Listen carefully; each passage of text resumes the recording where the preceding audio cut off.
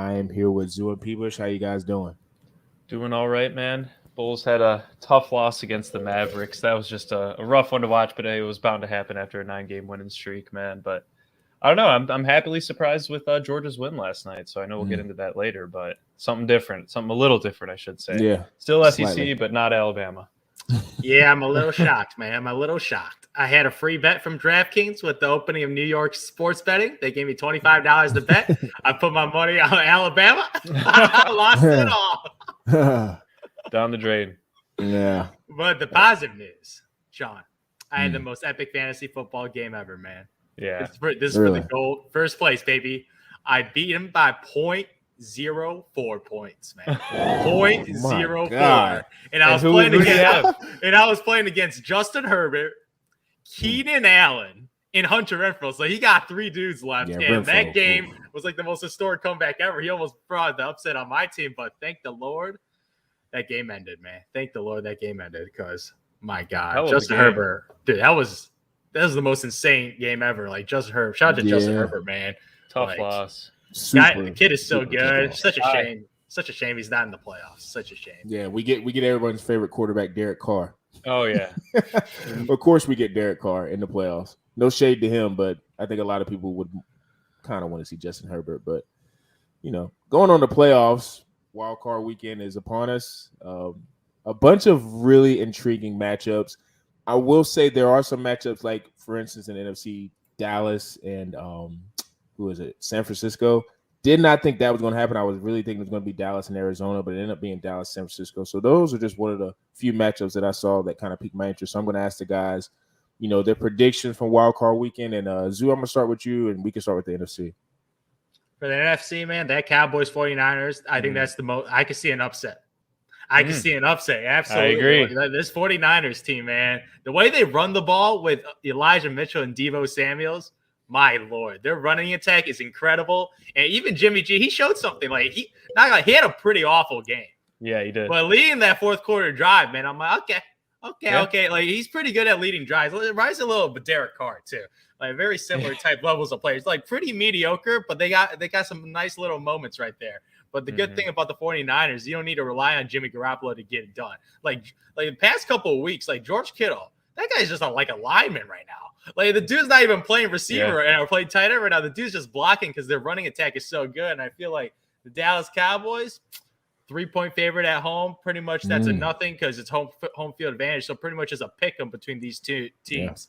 Yeah. And I don't know, the Dallas, they have not impressed me. They beat the brakes out of the Eagles, but they didn't play any of their players. So I didn't get much out of that game. So the inconsistency with the Dallas Cowboys, my Lord, I can't believe it. I might have to pick the 49ers with the upset against them because I do not believe in Mike McCarthy as a head coach of like making big time moments. Like if it's a close moment, like managing timeout, don't believe in him. Dak Prescott, he's been really up and down this season after he got injured. Like sometimes he looks great. Like against bad teams, Dak looks great. But against good team, he looks pretty mediocre. And I think the 49ers are a pretty solid team. So I don't know. Like I love my boy Zeke, but he hasn't been the same this year. He finally admitted it. Dude, this dude barely hit 1,000 yards, bro. He barely hit 1,000 yards, and that's with an extra game. Like he got 1,002 yards. Like, but this is the greatness of Zeke. A bad year is 1,000 yards and 10 tutties. I mean, no, yeah, that's you're a right. bad season. Yeah, that's a bad season for Ezekiel Elliott. 1,010. As we know, I mean, you could consider this a bad year for Mahomes too, right? I mean, he threw, pretty much a total of the last 3 seasons interception-wise for him in this season. He's nearly matched that number. So, hey, man, if you start off your career like an absolute god, your expectations are going to be super high, and both of those guys are the epitome of that. But, Zoo, I couldn't agree more, man. I think this is I think the Rams-Cardinals game is also, talking about a close matchup, could be a good game. Obviously, division opponents that have played each other twice this year, split both ways. But Zoo, I do got to go with you. I think the upset in the NFC is the Niners. The only thing is, man, if Jimmy G's finger starts bothering him, it looked like he was missing a couple throws. I know he threw, 2 picks against the Rams in that game. Absolutely horrible first half for him.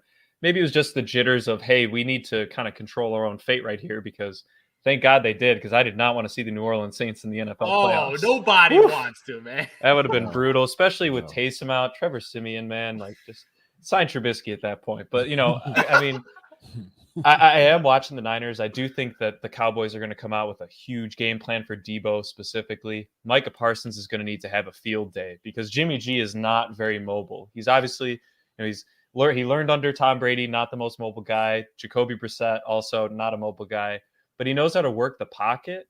And if the Cowboys are not getting any pressure whatsoever, I think he's just going to have a field day throwing 10, 12-yard routes to Kittle, Debo, and Brandon Ayuk all day, on top of being able to run the ball with Debo. So I'm going with the 49ers. I'm having winning on a Robbie Gold field goal, man. So 27-24. Yeah, I think good as gold, man. Good as gold. I like that. Oh, I can't take that. That's been a Bears thing for years, man, when he was there. I can't trademark that. But good as gold, baby. Yeah. I probably would say in terms of interesting matchup is the 49ers in Dallas. Just because I feel like with the 49ers, I know they're going to do some semblance of ball control, whether that's lining Debo up in the backfield, pounding the rock. People look at Kyle Shanahan, his DNA is running the football. So I think if they're able to do that consistently, run on Dallas's defense, and maybe, Jimmy G can not make because the thing with Jimmy G is, and the reason why they kind of drafted Trey Lance this year is because they just kind of thought even though it's kind of crazy to say because he got to a Super Bowl, he's not the guy that can get him there. But to me, Jimmy G's always been a consistent quarterback if he just limits his turnover. So if they're running the ball effectively, maybe he won't have to throw if he's, throwing around 20, 25 times in the game. That can maybe get them in a low-scoring game and keep Dak and them off the field. Because to Zoo's point, Zeke hasn't really been – because I know the 1,000-yard, 10 touchdowns is a down year, but if you really look at it, somebody brought this point up on a random podcast I was listening to, but if you look at the extra game and, like, how the NFL has progressed in terms of games, 1,000 yards is not really a lot of yards. Like, once you start getting to maybe the 1,500 plateau, 1,400-yard plateau, like the Derrick Henry level of rushing yards, that's where you look at it as like, okay, that's a guy that's getting a lot of yards. Because I think he ended up finishing 8th or 9th in the league, and he missed like half of the season, which is insane. So to me, it's like, Zeke's production has been dwindling. So, Dallas does have a lot of receivers. So if they're able to get, I think, on top of teams, with the aerial attack, that might be something that can maybe be a detriment to the 49ers. But you guys know why I'm going to the NFC, man. It's the Eagles and Bucks. Like, I'm dying with that ship. Like, I feel like there is absolutely no pressure on the Eagles, like I've been saying the entire time. I do think what the Bucks, they've been saying Levante David, Shaq Barrett, a couple key guys, they're going to be ready and they're there. But until like I see a report saying they're going to actually play, that's two big defensive starters that, is one less guy that's going to be going towards Jalen Hurts in the I would say in the pocket. And Miles Sanders has an outside chance. Maybe they just put a huge cast on his hand. He won't be a threat out the backfield, but that's why you have Gainwell and other guys. The Eagles could maybe make it interesting for a half. And if it's close at half, I could see, not saying Tom's going to dwell under pressure, but it could get interesting because the Eagles, I think, like I said, they established a run game with Jalen Hurts. And one thing about, I would say, any Tom Brady-led team, to me, it's always about making him uncomfortable in the pocket. That's true. And I just feel like if the Eagles can make him dance in the pocket, it's a chance that it could get weird. Like, and plus, too, they're going to be playing in Tampa, which is not a cold weather environment. So I think that even makes Jalen a little bit more of a better situation. So that's, I would say, not a heart pick, but more of a head pick. I mean, it's more of a heart pick over a head pick. So that's probably picking the Eagles. Team in the NFC. Yeah, I probably would pick the Eagles. Probably would pick the Eagles. Just because I just feel like the back-to-back, I put it this way. If the Bucks win that game and then they end up probably playing the Packers, I probably would bet the Buccaneers. I know that's a little foresight, but that's because Tom then would have so much confidence just off of, dude, I've been here before. I've done this. And all the pressure is on Aaron Rodgers. All of it. I don't care if they're up 28-0 if that game hypothetically happens. Aaron's got all the pressure. So it's like, I'd rather knock Tom out early. And I think Jalen Hurts, I don't know who else in the NFC, you could say maybe the Rams, that could, I think, would knock the Bucks out in the first round. I just think the Eagles can do it. They just have any pressure. Now, watch, they'll probably get beat 35-3, but I'm really hoping on the ball control and Jalen Hurts not having any pressure. So it's going to be a time of possession thing, and I think that the Bucs have historically been one of the best rush defenses in the league, and I think that that's a detriment to pretty much the entirety of the Eagles' attack because I don't know, man. Quez Watkins actually scored a touchdown, but Jalen Hurts wasn't throwing the ball, so it's different when Minshew. So I mean, if their offense, if they do have Miles Sanders, that is huge. We saw Boston Scott have pretty good workload, great out of the backfield. Kenneth Gainwell can do the same thing. Jordan Howard at the goal line. But it's really just like, can they get around to Vita Vea, Ndamukong Suh, all those guys on the front that are healthy at this point?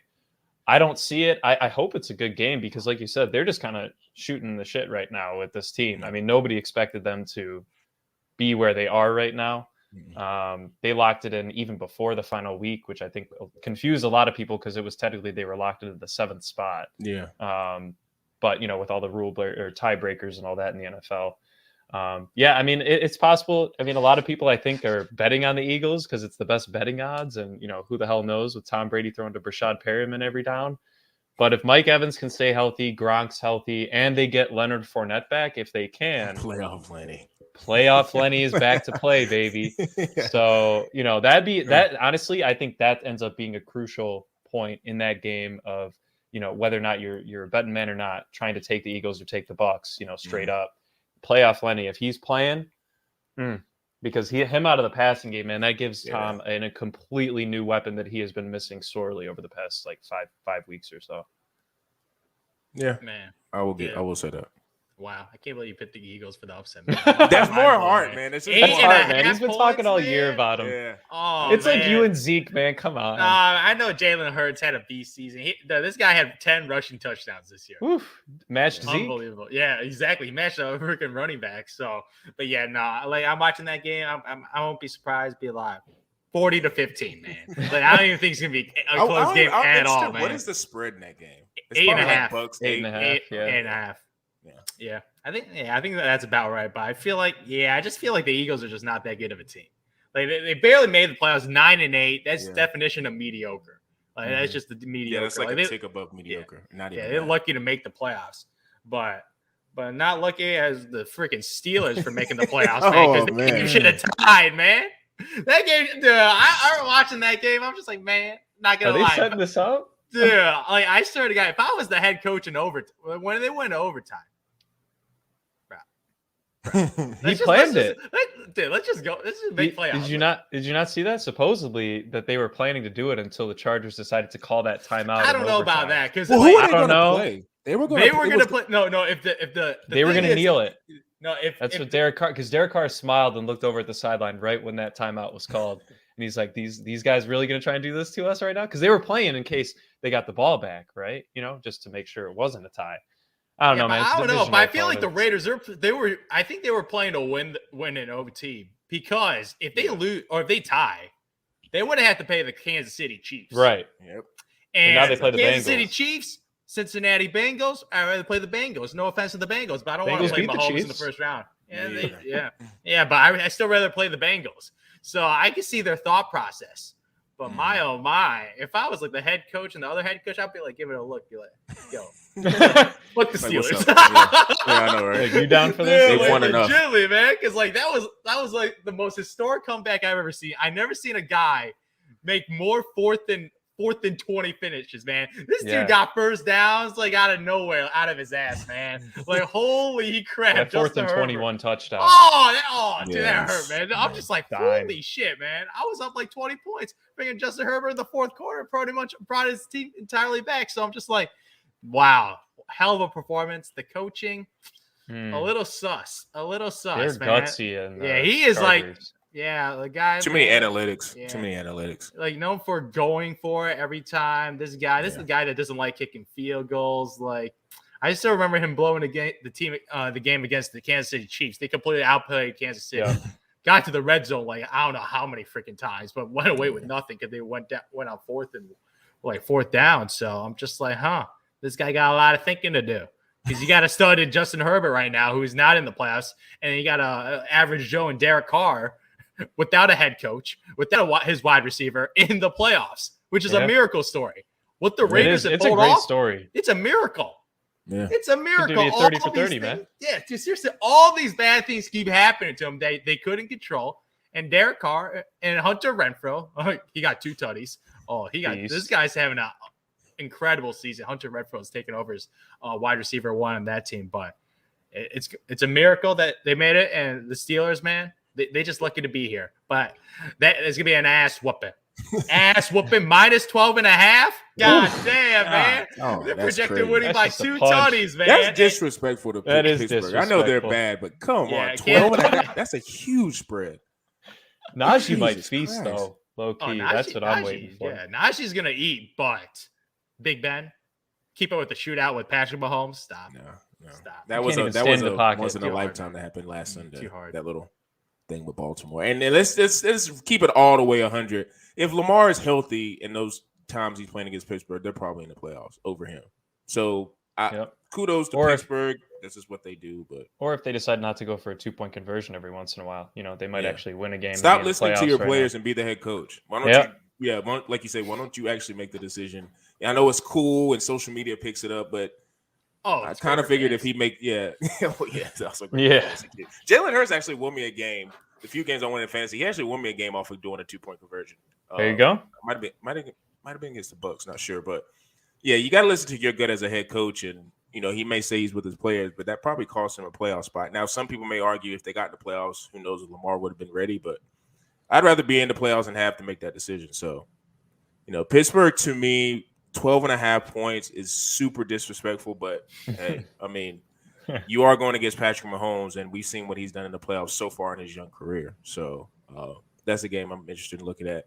Bengals and Raiders is super interesting because I don't think before the season nobody thought those teams were going to be in the playoffs. Nope. So the fact that Joe Burrow has kind of ascended to this top-tier quarterback and Derek Carr, like you said, he just put duct tape, just whatever on the ship and just kept moving, and he got the team into the playoffs. So that kind of makes them an interesting dark horse. And I do think it's something to them not wanting to play the Chiefs.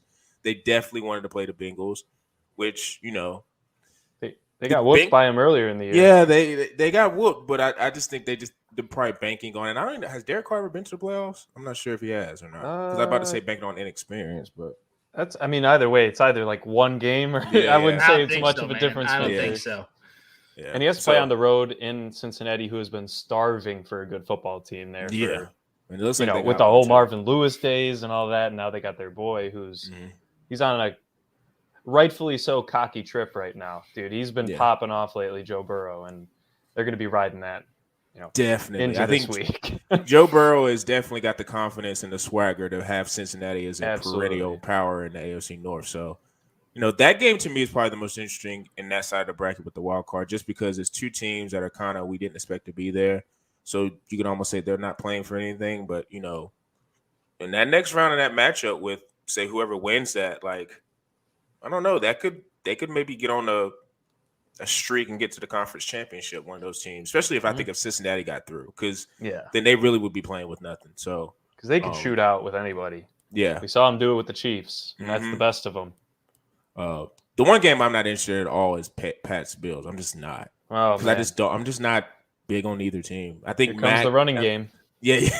I think Max kind of regressed which a little bit. Speaking of which, man, once the Bills started using their running backs, they started winning games, man. As I was saying, man, he had a strong finish. He had a really strong finish. He had a great last 4 games for fantasy purposes, and it's working for them. So I'm interested to see how Belichick reacts to him. Yeah, I think Belichick's defense is going to be ready. That's why I just feel like it's going to be a defensive game with running the ball. I'm not really confident in both. I know Josh Allen is supposed to be taking the next step, but I just haven't liked what I've seen from him this year. And Mac Jones hasn't looked good the last couple of weeks. Like I know the last game of the season, like it was Miami, whatever. You're not really focused. You're looking towards the playoffs, but he just hasn't looked good the last few weeks. So that's the two. That game right there, I'm not interested in at all. So it will be interesting though to see once we get through this wild card weekend and we get to like the actual divisional round and stuff like that, who actually gets matched up where. Right. Because we all know it all comes down to the quarterbacks. And there's a lot of legacies on the line, outside of Brady. Like you say, I'm selfishly rooting for Mahomes and Rodgers because I just want to see that matchup. Yeah. But I wouldn't be mad if Burrow and Rodgers win against each other, or Burrow and Kyler win against each other. Like, I wouldn't be mad at that. It's a lot. Yeah, I wouldn't be mad at that. Like, it's a lot of quarterback matchups. I would say now of like it's more new guard in there, so I wouldn't be mad at any. Like when I saw the playoffs how they got lined up, I wouldn't be mad at any Super Bowl. Like I don't think there's any combination of AFC NFC that gets into the Super Bowl that I'd be like, I don't want to see that. Like maybe if it was like Titans, Niners, Pats, Eagles. All right, okay, well, yeah, but that ain't happening because that ain't bounced, like, baby. Yeah. Come on, that's not happening. But like if you're thinking like Titans, Niners, like that's possible, and that'd be boring as hell, man. But that's really the only one. Because every quarterback that would get to the Super Bowl would be like their outside of what Brady and Rodgers and Mahomes would be like their first Super Bowl, and they're kind of relatively young. Now Tannehill isn't, but like you say, let's just say hypothetically, if like the Eagles and Burrow got there, that would be pretty interesting just because it's two young quarterbacks that nobody thought would be in the Super Bowl. So it's like, what, that would be crazy for ratings. Right. But I'm excited about this playoff this year because there's a lot of young quarterbacks. I wish not Burrow, but I wish Herbert would have got in because that really would have solidified. Like, man, there would have been almost no bad combinations because just seeing Herbert run around and do what he do in the playoffs, like that would have been pretty cool to see. Which he'll get there, but I don't think there's any bad matchups. Yeah, that division is super stacked, especially if Derek Carr continues to play at least at a decent level, and if he gets a really good head coach coming in next year, that could be one of the toughest divisions in the whole league. So and you have another division where there are 3 playoff teams. You got the NFC West, man. You guys, are you picking Kyler? Are you taking Stafford? I'm taking the Rams. I don't know if D-Hop. I don't know if D-Hop's coming back. If he's coming back, then I don't think so. Yeah, if he's not coming back, then it's probably lights out for the. Now, if Cardinals. Edmonds and Connor both play, I mean, the first game that they played against each other this year, I think the Cardinals rushed for over 200 yards in total between Edmonds, Connor, Kyler, etc. And they stomped on the Rams. And then the Rams came back and kind of picked off Kyler a couple times, made him uncomfortable in the pocket. Didn't allow anybody, I think, over 60 yards in that game rushing. And the Rams won that game. So, I mean, this is probably the hardest game to bet on, I think. Yeah. If you're trying to pick between the two straight up, I'd stay away from bet. I wouldn't bet it. I would stay away from it. But at the same time, I mean, it's in LA. Home field advantage in LA. Does that really mean much? I mean, not really. I don't think it does at all. And those Arizona fans like to travel, and they're pretty close by. It's not far away either. No. So, right down the road. I wouldn't call it a home game, but they're treating it betting-wise as a spread. I'm pretty sure it is around +3 for the Cardinals. But I'm going with the Rams too. I just don't think they'll be able to stop Cooper Kupp. And if Cam Akers has a big game since he got his foot under his feet. Think Cam Akers going to play? I think he would play. Yeah, he played last game a little bit. Significantly, because I feel like it's the Sony Michel show right now. This guy's taking the role from Darrell Henderson. Yeah, he is. No, I think it's going to be Sony, and I think they're going to run with Cam Akers. Especially, I think they're going to use him in the passing game more so, and then allow Sony to kind of break through. Yeah, I don't agree with Cam Akers coming back. I don't understand it. I think like he will come back. I just don't understand it. It's an Achilles injury and it's 5 months off. Like, what are you doing? That's true. Like, I could maybe see if it was a Super Bowl or like a conference championship, but it's like, dude, like you're a running back. Just take the whole year to me. Like you should just take the entire year to get right and then come back next year and kill. Like you said, they got Sony Michel. Sony Michel, let me tell you something. I got a small bone to pick with Sony Michel. I love how towards maybe I guess you could say the fourth quarter of the season, he started coming on when I had him basically the entire beginning of the season, and he did absolutely nothing for me. Even once Darrell Henderson got hurt in fantasy, couldn't do anything for me. So it's like, I just find that hilarious that he now towards the end of the season started doing stuff. Actually, one of the guys in my league, he didn't win it, but he actually got him towards the end of the season. He's all of a sudden making pretty decent numbers for his fantasy team. So I just thought that was hilarious. It was all in spite of you, man. All in spite of you. That's the only reason. But I mean, like you said, last year I got Gibson on a whim, thinking, let's see what this rookie back does, and he helped me out. And then I got burned by him this year. So overall, great fantasy season for me. But going back to the playoff talk, I don't know. The Rams, to me, they're another one of those teams that has a lot of pressure because now, depending on the COVID situations, like they were talking about the Super Bowl may be moved, but pending that they're able to play the Super Bowl in LA, like that's a huge motivating factor. So that's always a lot of pressure because, you saw Tom do it last year, which that's just the ultimate story. Like, if he were to retire, then that would have been like perfect because he was able to bring the Super Bowl back to Tampa, which is just crazy. So, I know LA's looking at their chance. Like, look, we got Stafford. We kind of told Jared Goff, look, you're not what we thought you was. So Stafford's got to come in and actually produce because it's not like he doesn't have a lack of weapons. He has a lot of weapons on his side, and all those defensive guys are superstars. So he's got to figure something out. And McVay, I can see he adds a lot of motivation to other teams because I don't know if you guys saw the clip of him running around, jumping in the end zone, high-fiving. Like, if I'm another coach on another team, like, that's firing me up. Like, you're just not going to be running around high-fiving and thinking we're all cool. Like, nah, that ain't going. You can't do that. They caught the loss anyway. Yeah, like, I don't know. That's a little bit collegiate for me. I don't like all that. Like, if you're going to be an NFL coach, act like you've been there. And he's been to a Super Bowl, so he's definitely been there. So, I don't know. That's another game that, like I said, if I'm a betting man, I'm not going anywhere towards that game because it's a division game. And anytime you're dealing with division games, anything can go because it's just a lot of bad Pats blood. Bills, same way.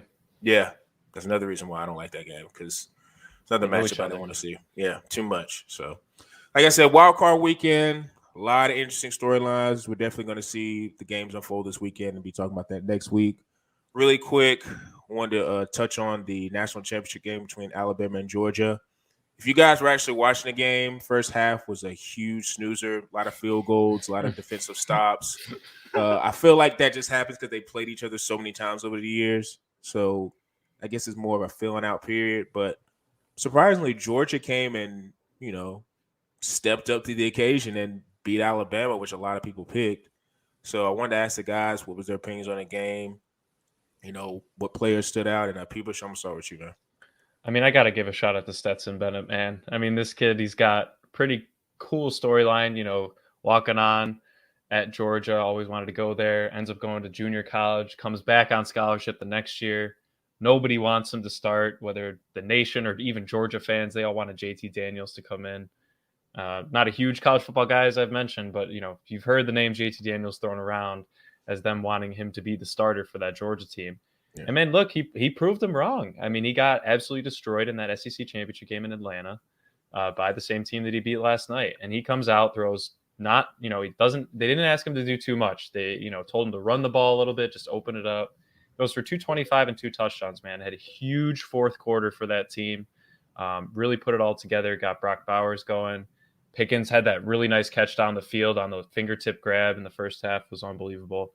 I thought he hit his mark, man, and you could see it. Just he was breaking down after that win.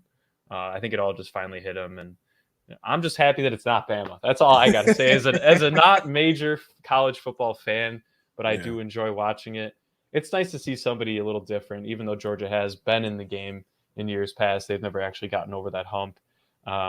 And even Saban, man, look, he was fighting down to the last second. He's calling all 3 timeouts with 40 seconds left. He's like, we got enough time. Bryce Young just make one play. So seeing Saban lose, man, it's a weird feeling, but it's also a good one for me. So I do got to shout out Stetson Bennett overall.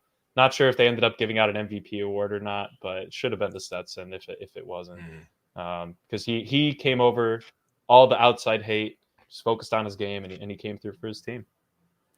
Man, I was so disappointed. Yeah, that's what happens when you bet. Yeah, no. That I was scared because, not gonna lie, my boys at FanDuel gave me a free bet. This is the bet: over under 40 point plus 40, over under total points. Yeah, and it was a double up, so they lower the odds for this as a promotion.